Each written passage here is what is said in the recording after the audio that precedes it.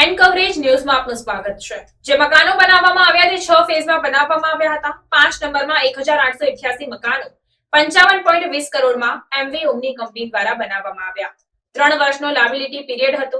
52 બ્લોકમાં 1864 મકાનો તોડી પાડવામાં આવ્યા। ત્યારે એક બ્લોક નમી ગયો હતો, માટે આ ડિમોલિશન કરવામાં આવ્યું।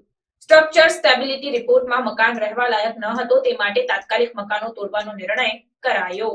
બનાવવામાં આવ્યા છે ને એ ટોટલ 6 ફેઝમાં બનાવવામાં આવ્યા છે। ટોટલ મકાનની સંખ્યા છે 8960। બરાબર, તો 8960 જે 6 ફેઝમાં મકાન બનાવવામાં આવ્યા એ પૈકીનો જે અત્યારે આપ ચર્ચા જે કરો છો એ 5 નંબરનો ફેઝ છે। આ 5 નંબરનો ફેઝમાં ટોટલ આવાસની સંખ્યા હતી 1888 ટોટલ આવાસની સંખ્યા 1888 હતી। એની જે પ્રોજેક્ટ કોસ્ટ જે તે સમયની હતી 55.20 કરોડ।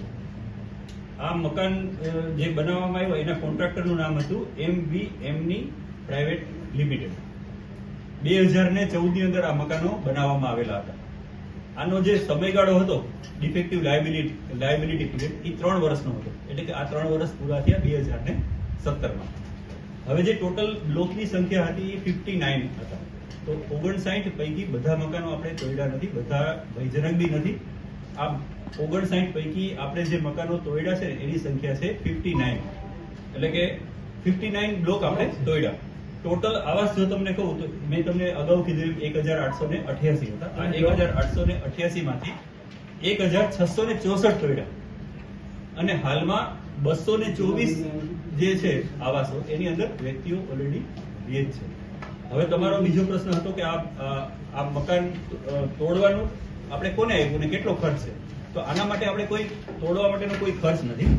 તોડવાનું કામ આપણે આપ્યું છે એલજે પુરાણી એન્ડ એસોસિએટ। આ ખર્ચનું એવી રીતે કામ આપ્યું કે જે કઈ ડેબ્રીસ છે એ લોકો લઈ જશે, આપણી પાસેથી એમને કોઈ પૈસા ચૂકવવાના થશે નહીં। આ બધું એકચ્યુઅલી અમને એવું એક બ્લોક છે ને નમી ગયો ત્યારે ખબર પડી કે આ ભયજનક છે, અને ભયજનક બ્લોક જે છે પછી એમાં કઈ નુકસાન એટલે કોઈ વ્યક્તિને જાનહાનિ ન થાય એટલા માટે આપણે જે રહેવા લાયક નતા અને એવા ટોટલ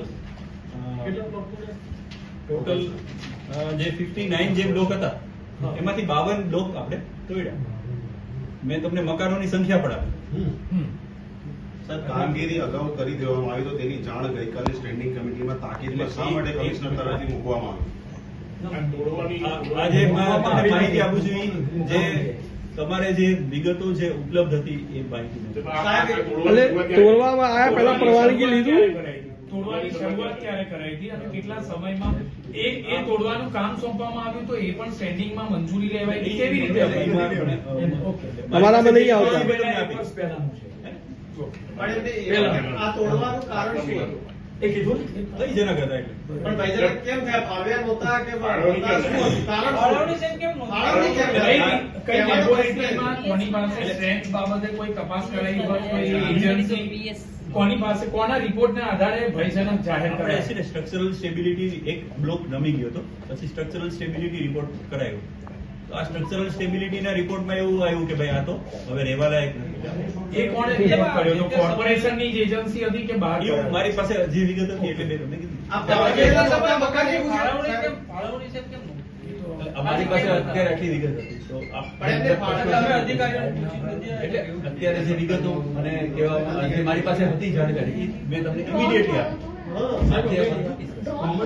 એટલે આવા ડ્રો થઈ ફાળવ્યા હતા નહોતા ફાળવ્યા એવું કઈ માહિતી નથી એટલે અત્યારે મારી પાસે વિગત હતી, હશે વિગત બધી હશે, પણ મારી પાસે જે વિગત હતી મેં કારણ કે 2014 ની અંદર બન્યા છે, હજી તો 10 જ વર્ષ થયા છે, બરાબર? તો કઈ રીતે ફાળવ્યા ન ફાળવ્યા એની કોઈ વિગત જ નથી। 1000 જે મકાનો છે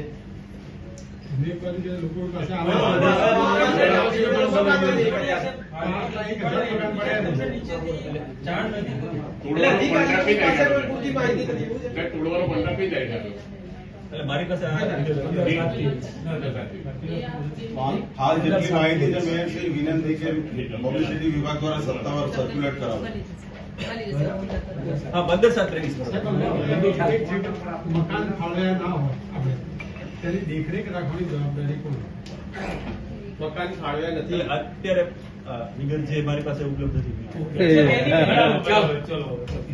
खबरों के लिए चैनल को सब्सक्राइब कीजिए, खबरों का नोटिफिकेशन पाने के लिए बेल आइकॉन को जरूर दबाएं।